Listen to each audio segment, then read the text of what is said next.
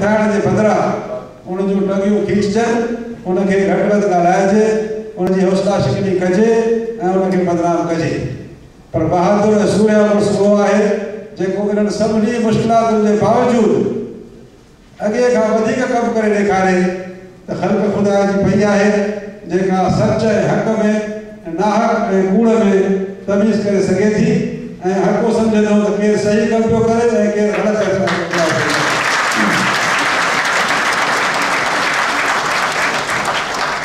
इन ते फारसी ज़बान जो हिकिड़ो मशहूरु शाइर गुज़रियो आहे उर्फ़ी। उन जो मशहूरु हिकिड़ो कपलेट आहे जेको मूंखे बचपन में उहो फारसी पढ़ी ऐं मां अॼु ताईं विसारे न सघियो आहियां। उर्फ़ी तो बयान-देश ज़ेबो गाए रक़ीबां आवाज़े सगां कम न कुनत रिज़्क़े गदार। इन ते हिकिड़ो उर्दू गानो बि ईंदो हो ऑल इंडिया रेडियो तां, जलने वाले जला करे किस्मत हमारे साथ। तो जॾहिं तव्हांजा हथ साफ़ आहिनि, तव्हांजी दिलि साफ़ आहे, तव्हांजा ज़मीर साफ़ आहिनि, त तव्हां मुश्किलातुनि ऐं मुखालिफ़तुनि खां करे न घबरायो। मूंखे पंहिंजे लाइ न चवणु खपे, पर इहे मुश्किलातूं मूंखे बि आयूं हुयूं पंहिंजी नंढी मुलाज़िमत जे दौरान ऐं वॾे दर्जे ते पहुचण खां पोइ बि। पर तव्हां यकीन कयो त मूं रती बराबरि में पंहिंजो क़दम पोइ ते न हटायो, उन्हनि माण्हुनि खे को बि जवाबु न ॾिनो ऐं पंहिंजे अमल सां पाण खे मुतमइन रखियो त मां सही आहियां ऐं मां सही कंदुसि।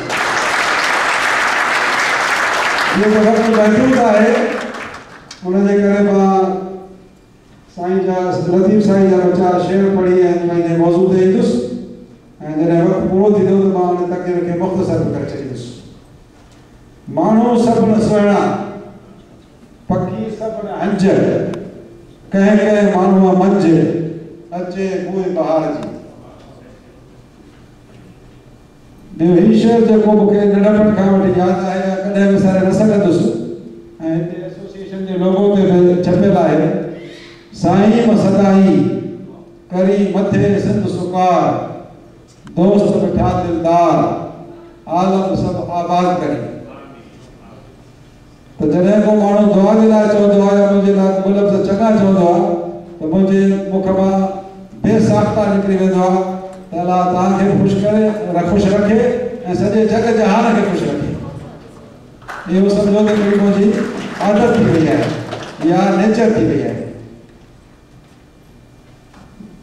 चङे कम जी मुखालिफ़त जे बारे में शाह साईं बेगम चयो आहे, हू चवनी तूं मचो वाताऊं वराए, अग अगराई जो करे खता सो खाए, पांद में पाए ॿियो कीने वारो किन।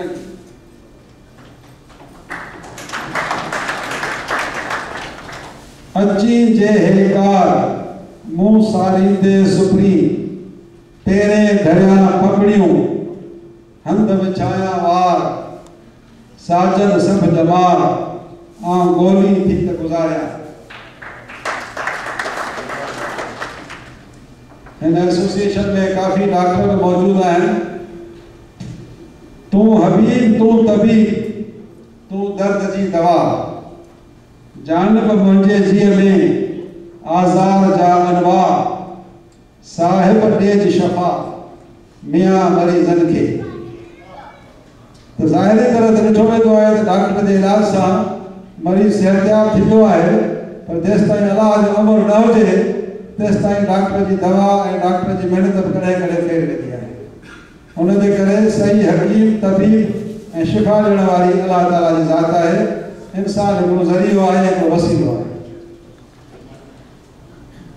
अॼु पिणु अखियुनि सजण पंहिंजा सारिया, गलनि तां ॻोढ़ण जूं बूंदूं बस न कनि, संधी सिक प्रेम संधी सिक प्रिन लोक ॾिठे न लहे।